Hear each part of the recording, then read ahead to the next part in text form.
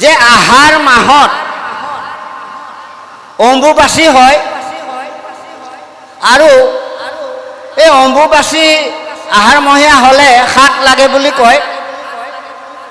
এই হাতত আমি ঈশ্বৰ সেৱা কৰিব পাৰিম নে নোৱাৰিম, বা কৰি আছোঁ আমি, কৰিব লাগে নে নেলাগে? ইয়াৰ নিশ্চয় ভাগৱতত আছে। আৰু বহু লোকে দেখোঁ যে আহাৰ মাহত আকৌ পথাৰত হাল বাবলৈ নাযায়। মানে হাল বাব লাগে নে নালাগে সেই কথাটো আমি হয়তো বহুতে নাজানো।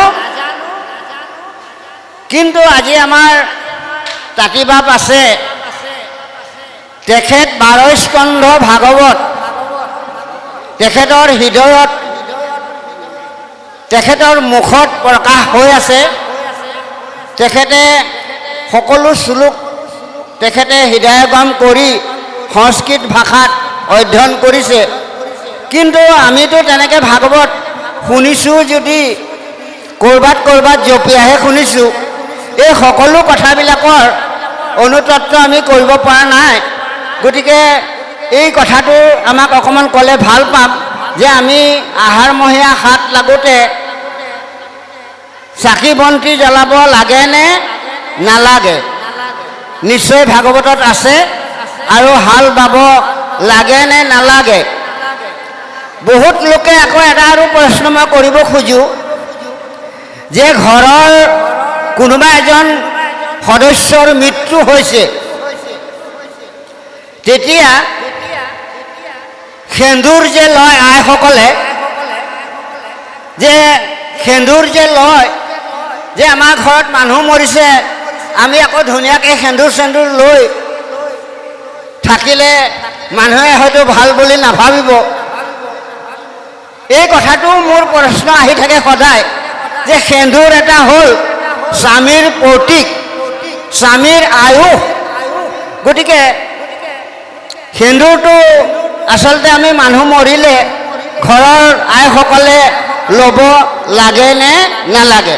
আমাৰ বাপজনৰ এটা উত্তম প্ৰশ্ন, যিটো প্ৰশ্ন সংসাৰতে সাৰ বুলি কৈছে।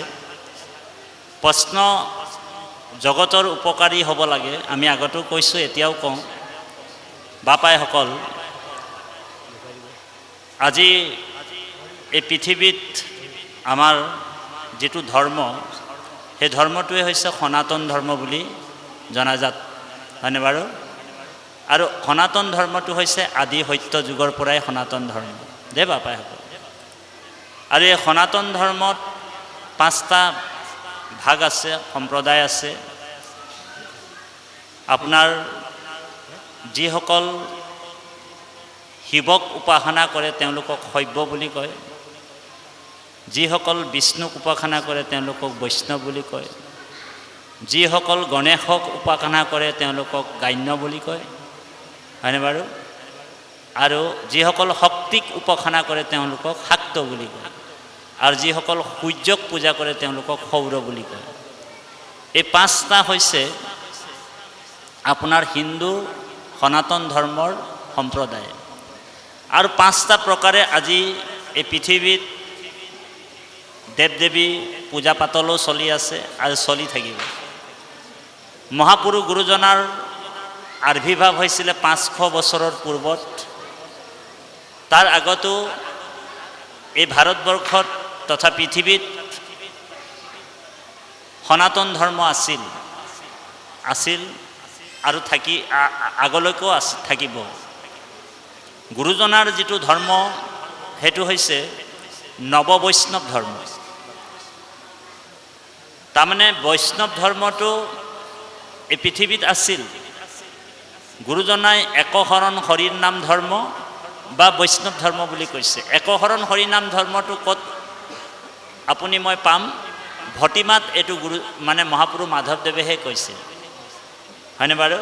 একশৰণ হৰিৰ নাম ধৰ্ম ৰাজা কৰো প্ৰকাশ, এইটো ভটিমাতহে কৈছে। গুৰুজনাৰ ধৰ্মটো হৈছে নৱ বৈষ্ণৱ ধৰ্ম। বৈষ্ণৱ ধৰ্ম আগতো আছিল, কিন্তু বৈষ্ণৱৰ নামটোহে আছিল, বৈষ্ণৱৰ কামটো নাছিল। এতিয়া আপোনালোক দেখিছে যে আপুনি দক্ষিণ ফালে যাওক, আলৱাৰা যিটো পন্থ আছে, বা পশ্চিম ফালে যাওক বাংগাল ফালে, আপোনালোক তেওঁলোকৰ ইয়াত তিলক লগাই মালা পিন্ধে, তেওঁলোকে কিন্তু মৎস্য মাংস চব ভোজন কৰে। হৰি ৰাম, বুজি পাইছেনে? তেওঁলোকে প্ৰত্যেকটা নাম কীৰ্তন কৰাৰ পিছতো তেওঁলোক মৎস্য মাংস চব ভোজন কৰে, সেইটো ব্যৱস্থা। আৰু দক্ষিণতো সেইটো ব্যৱস্থা আছে। কিন্তু গুৰুজনাই 12 বছৰ তীৰ্থ ভ্ৰমণ কৰিছিল। সেইকাৰণে ষষ্ঠ স্কন্ধ ভাগৱততে আছে যে কপট বৈষ্ণৱ আছে অসংখ্যাত, ৰাত্ৰি দিনে পঢ়ে গীতা ভাগৱত, গুপ্ত কৰি পূজে আন দেৱতাক, নুহি ইটো বৈষ্ণৱ, নুহি ইটো সাধু বৈষ্ণৱ, সেই বুলি ষষ্ঠ স্কন্ধত আছে। গতিকে এই যে কপট বৈষ্ণৱ এই পৃথিৱীত বহুত আছে, আৰু তুলসীৰ মালা জাকে জাকে পিন্ধি থাকে ডিঙিত, এনেকৈ কপট বৈষ্ণৱ এই সংসাৰত বহুত আছে। কিন্তু গুপ্ত কৰি কিন্তু আন দেৱ দেৱী পূজা কৰে, সেইজন বৈষ্ণৱ নহয়। গতিকে আমি আজি যিটো প্ৰশ্নৰ উত্তৰ, এই প্ৰশ্নৰ উত্তৰটো মানে দিবলৈ অকণমান জটিল হয়। আমাৰ বাপজনে কৈছে যে আহাৰ মাহত আমাৰ হাত লাগে, আৰু তাত আমাৰ দেখা যায় কিছু নামঘৰবিলাকত বন্তি নজ্বলায়, বা ঈশ্বৰ সেৱা বা ভক্তি যিবিলাক কৰ্ম অনুষ্ঠান হয়নে বাৰু, সেইবিলাক নহয়। দেখা যায় বহুত অসমত সত্ৰও আছে, নামঘৰো আছে। সেই ব্যৱস্থাটো আমাৰ গুৰুজনাৰ হয়নে নহয়, বা শাস্ত্ৰত ক'ৰবাত লিখা আছে নেকি আহাৰ মাহত যে আমি নামঘৰত বন্তি জ্বলাব নালাগে, বা আমি শাস্ত্ৰ পাঠ কৰিব নালাগে, ভাগৱত পাঠ কৰিব নালাগে, কীৰ্তন পাঠ কৰিব নালাগে? এই কথাটো আমাৰ গুৰুজনাই কোনো এটা কলমতে লিখি থৈ যোৱা নাই। কীৰ্তন, দশম, ঘোষা, ৰত্নাৱলী, ভক্তি প্ৰদীপ, হয়নে বাৰু, নাম ঘোষাটো দেখা পোৱা নাযায়। কিন্তু এতিয়া আমি পৰম্পৰাগতভাৱে যদি চিন্তা কৰা হয়, দে বাপাইসকল, যিসকল অবৈষ্ণৱ হয়, দে বৈষ্ণৱ নহয়, যিসকল এক দেৱ এক সেৱ একবিনে নাই কেও, যিটো গুৰুজনাৰ ধৰ্ম, সেই ধৰ্ম ব্যৱস্থাত যিসকলে নাই, তেওঁলোকৰ কাৰণে সেই ব্যৱস্থাটো আছে, তেওঁলোকে সেইটো মানিবই লাগিব। পৰম্পৰাৰ যিটো তেওঁলোকৰ হাত লগাৰ ব্যৱস্থা, 5 দিন বা 4 দিন বা 3 দিনে হওক, তেওঁলোকে খেতি হাল বাবলৈ নাযায়। আৰু এই পৃথিৱীখন অপবিত্ৰ বুলি ভাবা হয়। অম্বুবাচী যিটো মেলা, অম্বু মানে পানী, আৰু অপবিত্ৰ হোৱাৰ কাৰণে এই ব্যৱস্থাটো তেওঁলোকে নকৰে। কিন্তু আমাৰ ভকত বৈষ্ণৱৰ কাৰণে মহাপুৰুষ গুৰুজনাই কৈছে যে যেতিয়া এই পৃথিৱীটো,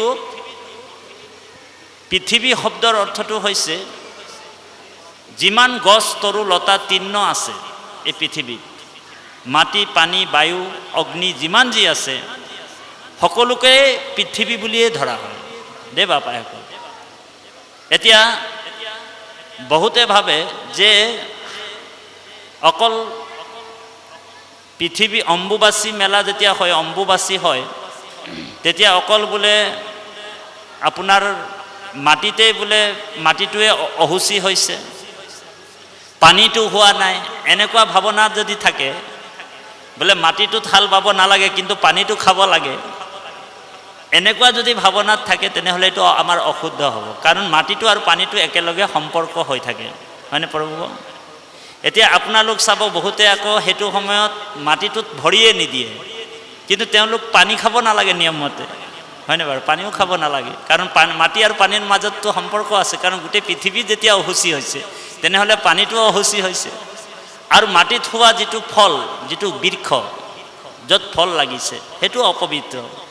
এতিয়া আমি তাত অন্ন নাখাওঁ, কিন্তু সেই ফলটো যদি খাইছোঁ, তেনেহ'লে অম্বুবাচী অৰ্থ নাথাকে দে বাপাইসকল। কিন্তু সেইটো বিজ্ঞানসন্মতভাৱে আমি যদি চিন্তা কৰোঁ তেনেহ'লে আমাৰ এইটো ভুল হ'ব যে পৃথিৱীয়ে গোটেই আমাৰ সংসাৰৰ যিবিলাক আমাৰ মানে বোজা এই সংসাৰৰ বোজাটো পৃথিৱীয়েহে বহন কৰি আছে।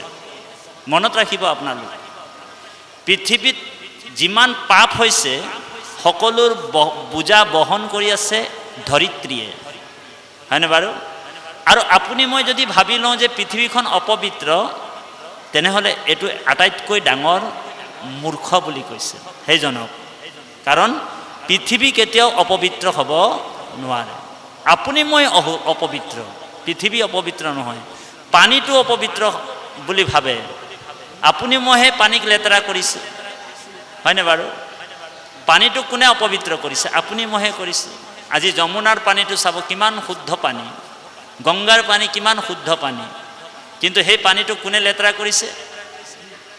আপোনালোক চাব, দিল্লীৰ যিখিনি মানুহখিনি আছে, যমুনা অপবিত্ৰ হৈ গ'ল, তাত পানীটোত গা ধোৱাৰ লগে লগে যিটো পবিত্ৰ তীৰ্থ পৰ্যটন কৰিবৰ কাৰণে মানুহ যায়, তাত ডুবকি লগাবলৈ যায়, প্ৰয়াগ গংগাত ডুবকি লগাবলৈ যায়, কিন্তু সেই পানীটোক অশুদ্ধি কোনে কৰিছে?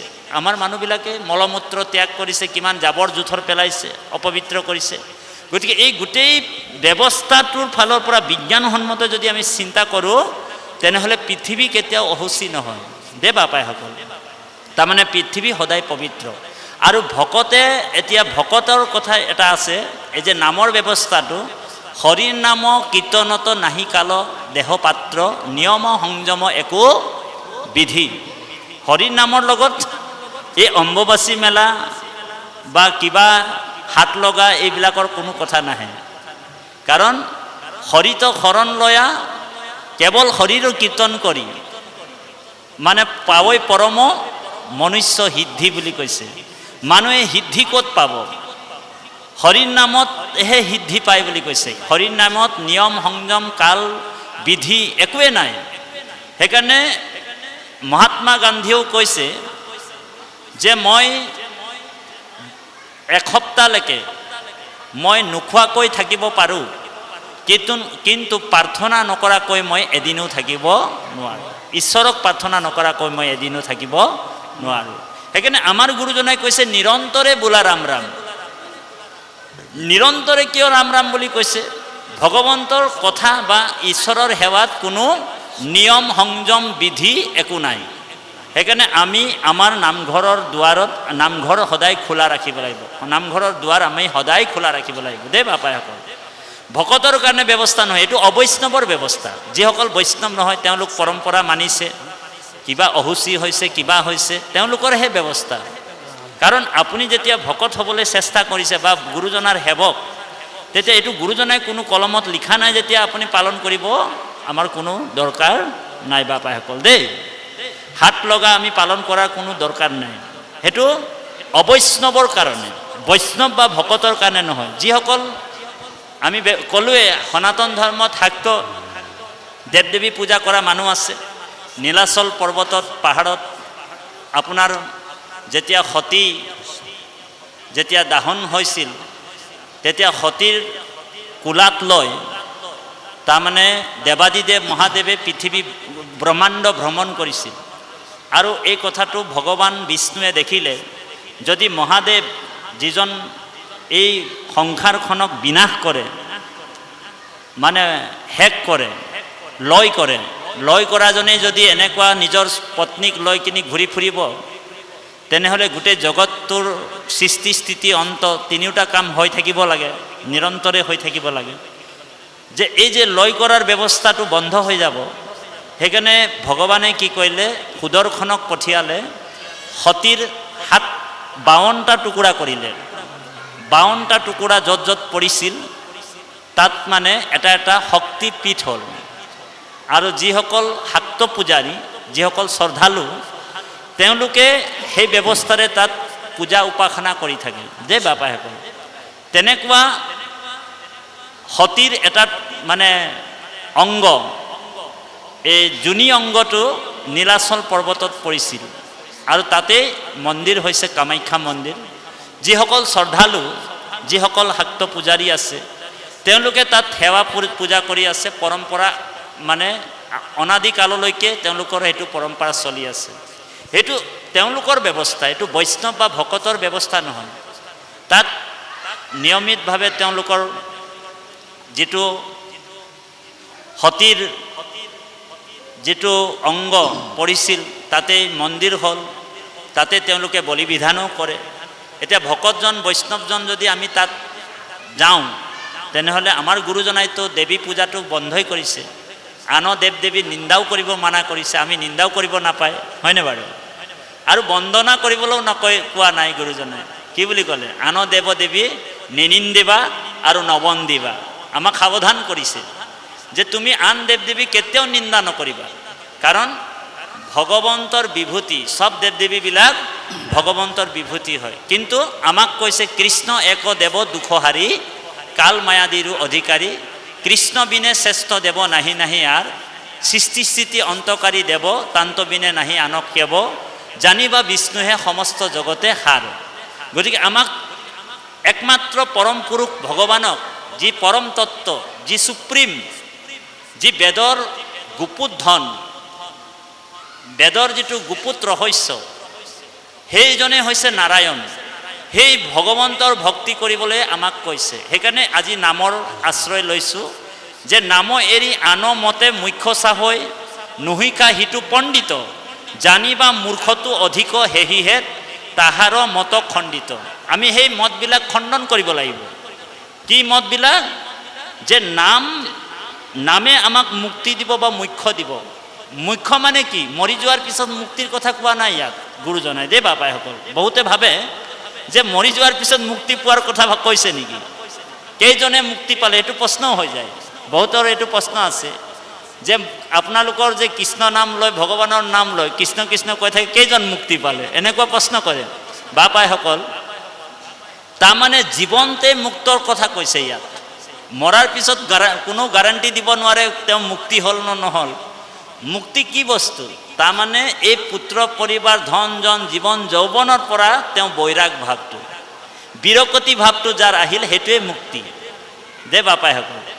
মুক্তি আকৌ ভগৱানৰ ওচৰততো যাবই লাগিব এদিন। য'ৰ পৰা আহিছোঁ আপোনালোক, আমি তালৈ যাবই লাগিব। এইটো ভাগৱতৰ মত, যিহেতু বৈকুণ্ঠ বুলি কৈছে। তাত গ'লে পুনৰ জন্ম পুনৰ মৃত্যু, পুনৰপি জনম পুনৰপি মৰণম পুনৰপি জঠৰী জননী শয়নম, যিটো আয়াজাত কৰিব লাগে তাত আৰু আমি আয়াজা কৰিব নালাগে।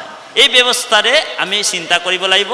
আৰু হাত লগা আমাৰ ভকতে কেতিয়াও পালন কৰিব নালাগে। কাৰণ আমাক কৈছে নিৰন্তৰে ঈশ্বৰৰ নাম ল'ব লাগিব। হৰিৰ নাম নিয়ম সংযম বিধি একো নাই, কেৱল হৰিত শৰণ ল'ব লাগিব শুদ্ধভাৱে দেই। শুদ্ধভাৱে শৰণটো শুদ্ধ হ'ব লাগিব। কেৱল হৰিত দে বাপাইসকল। হৰিত শুদ্ধভাৱে শৰণ লৈ হৰিগুণৰ নাম যদি আমি কীৰ্তন কৰিব পাৰোঁ। কাৰণ মৃত্যুটো আমাৰ এনেকুৱা বস্তু যে মৃত্যুটো আমাক কৈ নাহে। সেইকাৰণে আপোনালোক জানে গোলাঘাট টাউনত যেতিয়া যাব বা দেৰগাঁও টাউনত ক'ৰবাত যদি জাবৰ জোঁথৰ পেলোৱা জাগা থাকে, তাত চাইনবোৰ্ডত লিখা থাকে ইয়াত জাবৰ জোঁথৰ নেপেলাব, নহ'লে জৰিমনা হ'ব। লিখা থাকেনে পুৰণ বাপ? ক'ৰবাত লিখা থাকে চাব, ইয়াত বোলে থুই খেকাৰ নেপেলাব, ইয়াত থুই খেকাৰ পেলালে কিন্তু জৰিমনা হ'ব, হয়নে? বা বাংলা ভাষাটো লিখা থাকে এইখানে প্ৰস্ৰাৱ কৰবেন না, প্ৰস্ৰাৱ কৰলে কিন্তু জৰিমনা হবেন, লিখা থাকেনে? কিন্তু ইয়াত এনেকুৱা সাইনবোৰ্ড আপোনালোক লিখা দেখা পায় নেকি যে ইয়াত নমৰিব বুলি? ইয়াত নমৰিব বুলি সাইনবোৰ্ড লিখা থাকে নেকি? ক'ৰবাত লিখা নাথাকে, হয়নে প্ৰভু? তাৰমানে ইয়াৰ উদ্দেশ্যটো এইটোৱে, তাৰমানে মৃত্যুটো হাতে বাটে ঘাটে কৈত যাইব প্ৰাণ কোনো নাজানে। সেইকাৰণে কৈছে আমাক গুৰুজনাই কৈছে যে যে মৃত্যুটো কোন সময়ত কোনটোৰ সময়ত কাৰ কেনেকৈ আহিব কোনো ঠিক নাই। সেইকাৰণে আমি হৰিৰ নামটো ভগৱানৰ নামটো যাতে মুখৰ পৰা আমি অহৰ্নিশে ল'ব পাৰোঁ দে বাপাইসকল। সেইকাৰণে আমাৰ এই ব্যৱস্থাটো আমাক গুৰুজনাই কৈছে যে কোনো কালে এই যে ভক্তি প্ৰদীপ, সদায় তুমি ভক্তি প্ৰদীপ জ্বলাই থাকিবা। ভক্তি এই বন্তি যদি নুমাই যায় 3 দিন 4 দিন 8 দিন 5 দিন যদি নুমাই যায় তেনেহ'লে হৰি অন্ধকাৰ হৈ যাব। সেইকাৰণে এই ভক্তি প্ৰদীপটো আমি সদায়ে জ্বলাই থাকিব লাগিব, নিৰন্তৰে বোলা ৰাম ৰাম আৰু ডাকি বোলা ৰাম ৰাম উচ্চ কণ্ঠেৰে বাহিৰে ভিতৰে সকলোৱে ক'ব জয় জগতগুৰু শ্ৰীমন্ত শংকৰদেৱ, জয় জগতগুৰু শ্ৰীমন্ত শংকৰদেৱ, জয় একশৰণ হৰিৰ নাম ধৰ্ম, জয় শ্ৰীমন্ত শংকৰদেৱ সংঘৰ। তাৰমানে ভগৱন্তৰ যিসকল ভকত বৈষ্ণৱ, আপুনি মই আহিছোঁ, এইবিলাক নিয়ম বিধি নৈমিত্তিক কৰ্মৰ পৰা আমি আঁতৰি যাব লাগিব। আপুনি মৃত্যুটো কৈছে হে ৰাম যত খানচা ধন ধান পুত্ৰ পৰিবাৰ মৰিলে সংগে এক ৰতিও ন যায়। সেইকাৰণে হৰিক তুষ্ট কৰিবৰ কাৰণে ব্যৱস্থা কৰিছে। জগতৰ আত্মা হৰি জানিবা নিশ্চয়, হৰি তুষ্ট ভইলে তুষ্ট জগত তুষ্ট হয়। হৰি তুষ্ট হ'লেই জগত তুষ্ট হৈ যাব। আপোনালোক নাভাবিব আপোনালোক যিজনক সেৱা কৰিছে এজন সুপ্ৰিম হয় দেই, তেওঁতকৈ ওপৰত আৰু কোনো নাহে। আৰু সেইজনক যেতিয়া আপোনালোক সেইজনৰ চৰণত যেতিয়া শৰণ ল'লে তেতিয়া আপোনালোকৰ ভয় ক'ত? বোলে ভকতৰ ভয় আছে কৈতো, ভকতৰ ভয় নাই বাবা। সেইকাৰণে ভয় কৰিবলগীয়া কথা নাই। কালৰো কাল মহাকালো যাক ভয় কৰে তৰতৰি কম্পে বুলি কৈছে। মহাকালো যাৰ নাম শুনাৰ লগে লগে কম্পে বুলি কৈছে ভাগৱতত। কৃষ্ণ নাম শুনিলে মহাকালো তৰতৰাই কম্পে বুলি কৈছে। সেইজন ভগৱন্তৰ নাম যাতে আমাৰ অৰ্শনিশে আহে। সেইকাৰণে ইয়াত কৈছে যাৰ নাম স্মৰণ কৰাৰ লগে লগে জন্ম সংসাৰ বন্ধনৰ পৰা মুক্ত হ'ব পাৰে, সেইজনৰ নাম আমি যাতে অহৰ্নিশে ল'ব পাৰোঁ, এইটো কামনা। এইটো প্ৰথম প্ৰশ্নৰ উত্তৰটো আমি তেনেকুৱা ধৰণৰ বুজিলোঁ বাৰু।